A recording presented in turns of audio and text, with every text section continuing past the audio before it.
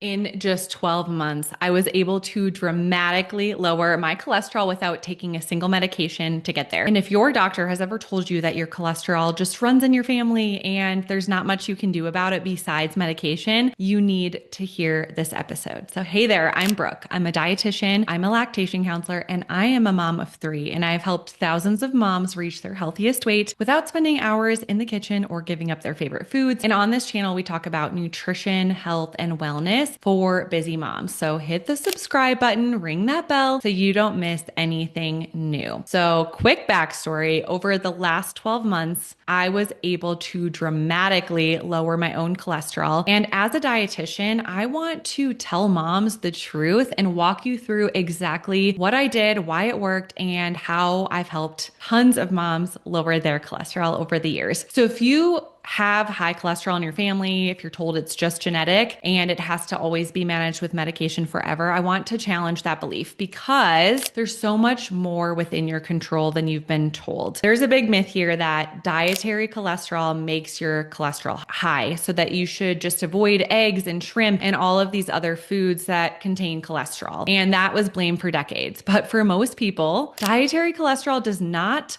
directly impact your blood cholesterol levels, which means if you want to eat eggs every day, if you want to eat shrimp every day, that is not what's going to increase your cholesterol levels. There's other things that are way more likely to increase your cholesterol levels and decrease your cholesterol levels. Your liver produces most of your body's cholesterol itself, and it adjust the different production amounts based on what you eat and your activity level and your stress. There's lots of factors here, which is why just cutting out eggs rarely moves the needle, and why me eating 3 eggs every day actually was part of the reason that my cholesterol dramatically lowered. And this is one of the central arguments in the book, The Great Cholesterol Myth. This is by Johnny Bowden and Dr. Steven Sinatra. Now, I read this book almost a decade ago. I think that there's a new version out, and it completely changed the way that I look and think about cholesterol and talk to different patients and clients over the years about cholesterol. And the author's argument is that cholesterol itself isn't the villain. It's really inflammation, oxidative stress, and insulin resistance that drive heart disease risk and high cholesterol. And these are the things we actually need to focus our attention on. They also point a lot to sugar, not dietary fat, especially the healthy fats, or cholesterol, dietary cholesterol itself. And it lines up with everything that I'm about to walk you through today. Now, myth number 2 is that if it's genetic, there's just nothing you can do about it. Now, genetics can absolutely predispose you to a higher risk of cholesterol. That is real. I don't want to discount that at all. And I don't want to discount the fact that for some people,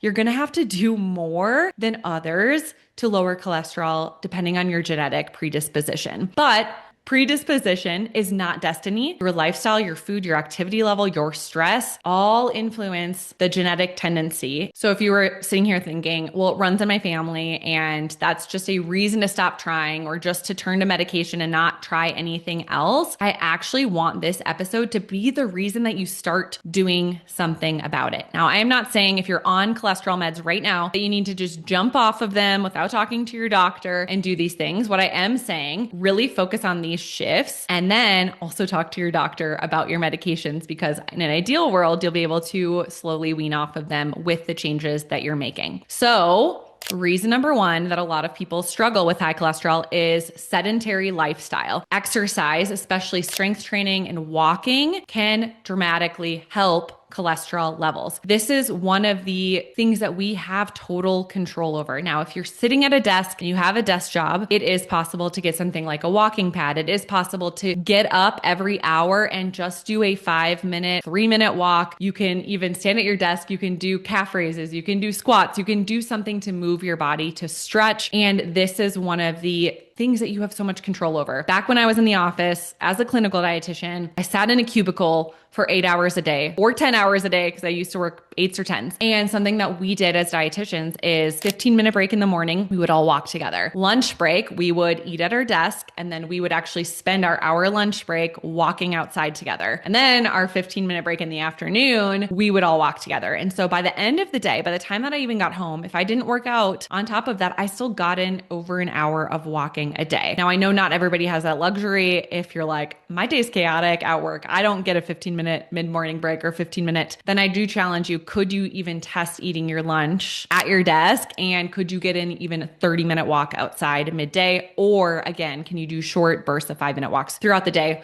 Or when you get home from work after dinner, can you do a family walk? I know a lot of people don't like to hear this as well, but can you wake up first thing in the morning and do a 10 to 20 minute strength workout? Can you get your steps or movement in first thing in the morning? There are things that we can do as busy moms. And the research on strength training, specifically in women, have shown a lot of great shifts. So especially premenopausal women, they found a 9% drop in total cholesterol and a 14% drop in LDL after they implemented consistent strength training. This does not mean an hour at the gym. This means 10, 15, 20 minutes at home a few days a week. Walking counts too, because consistent daily walking supports our healthy HDL and it helps lower our triglyceride levels. So you don't even have to do really intense workouts to see shifts by walking. You don't have to become an athlete. You don't have to become Michael Phelps. You don't have to strength train, for an hour a day. Really start with walking if you're not moving at all. Start with finding short bursts. And then if you can add in strength training a few days a week, that is going to be huge for cholesterol. Number two, I don't know how many of you are actually smoking that are watching this, but smoking lowers your protective HDL, your good cholesterol, and it damages your blood vessels. So if you smoke at all ever, this is the single most important thing you need to stop. This is the one thing that will dramatically change your cholesterol. And the good news is HDL starts improving with just a few weeks of quitting smoking cigarettes, and there's huge gains even by 6 to 8 weeks. So your body does start to respond quickly. If you are smoking regularly and you stop, your body is going to respond quickly. All right, let's talk about 3, because I think most people don't realize that sugar is a huge driver of high cholesterol, specifically added sugar. I'm not talking about fruits. I'm talking about a diet high in added sugar. So things like drinking soda or foods that have a ton of added sugar. Now, when you have a diet that's really high in added sugar, it's going to raise your triglycerides and it's going to lower your HDL, which is your healthy cholesterol. So research shows that there is a correlation with women who have a high sugar intake also have higher LDL cholesterol levels. So when you think about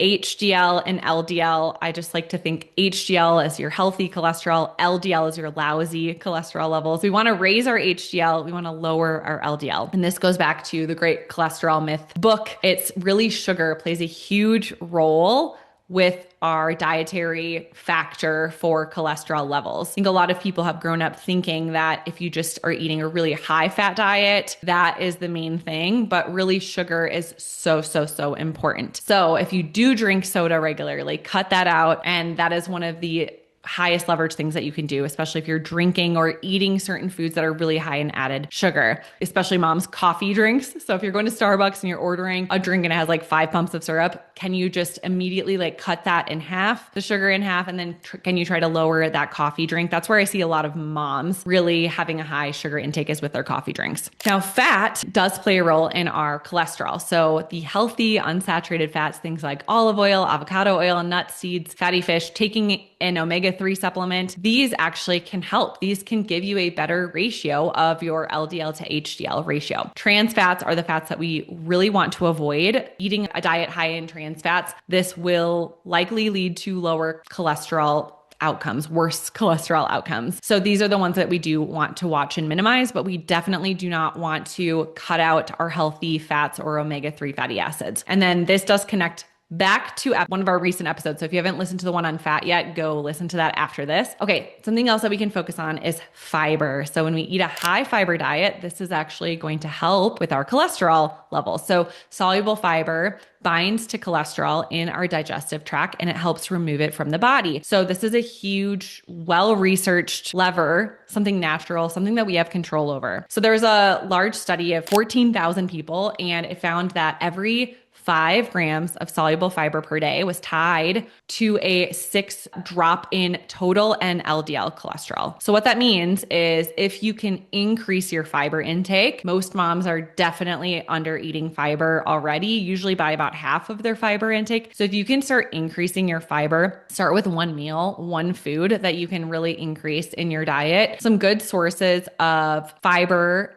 would be oats, beans, sweet potatoes, flaxseed, chia seed, apples, vegetables. My favorite sources are avocado and raspberries. If you can get some of these foods in every day, you're going to help hit your fiber goal. And that is a huge thing that can help lower cholesterol. And supplements, there's a lot of supplements on the market that are actually backed by research. So one is omega-3s. So taking a good quality omega-3, this can absolutely lower your triglycerides. It can reduce it by even 20 to 30%, which is insane. Vitamin D is another one. A lot of women are deficient in this. And when we correct our vitamin D and get a higher dose of vitamin D, this is actually linked to higher and better HDL, and it helps lower our triglycerides. Another supplement you can take, or you can get a tea. You could drink a turmeric and ginger tea, or you could just take a turmeric and ginger supplement over the counter. A turmeric and ginger tea or supplement is a great way to naturally lower inflammation and can lower cholesterol. Berberine is another supplement that has shown to reduce your LDL, reduce your triglycerides, and they've done research to show that it can reduce your LDL by 25%, your triglycerides by 35%, and your total cholesterol by almost 30% in just 12 weeks. This is one of the most studied compounds for this. So berberine is a great supplement. However, if you're listening to this and you're pregnant or breastfeeding, I would highly encourage you to hold off on berberine until you are done having kids or done being pregnant and done breastfeeding. Before you keep going, I want to share something that I get asked about all the time, and that's about supplements. So as a registered dietitian and busy mom of 3,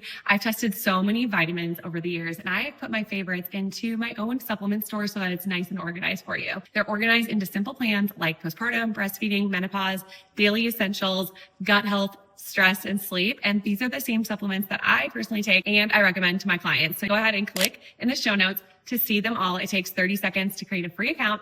You can also sign up for the subscribe and save for an extra discount and automatic shipping, so you don't have to forget to reorder when you run out, which honestly just makes mom life so much easier. So plant sterols are another thing. And so just eating more plant foods can lower your LDL and your triglycerides, especially when you're eating enough of these plant foods and plant sources. So again, talk to your doctor before starting new supplements. Specifically, we want to make sure that no supplements are interfering with any medications, and we want to make sure that no supplements are interacting with any medications as well. So we did talk about sugar already, but blood sugar regulation, this is really important for our cholesterol. So when your blood sugar is constantly spiking and crashing, this is going to drive our insulin levels up and cause insulin resistance. And insulin resistance is one of the biggest underlying contributors to poor cholesterol, which is why so many people who struggle with high cholesterol also struggle with prediabetes or diabetes or gestational diabetes. So pairing our protein, fiber, and healthy fats at each meal is going to keep our blood sugar steady. Again, it's also going to help us get enough of the healthy fats, enough of protein, and enough fiber, which is also going to help cholesterol, specifically triglycerides and LDL cholesterol. So in general, these are the things that we want to focus on with our diet. And it does sound like a lot, so we can always pick 1 or 2 things to start with and then add other things in. So if you are already on a cholesterol medication, you can still implement these habits. Again, lifestyle and medication are not mutually exclusive. It is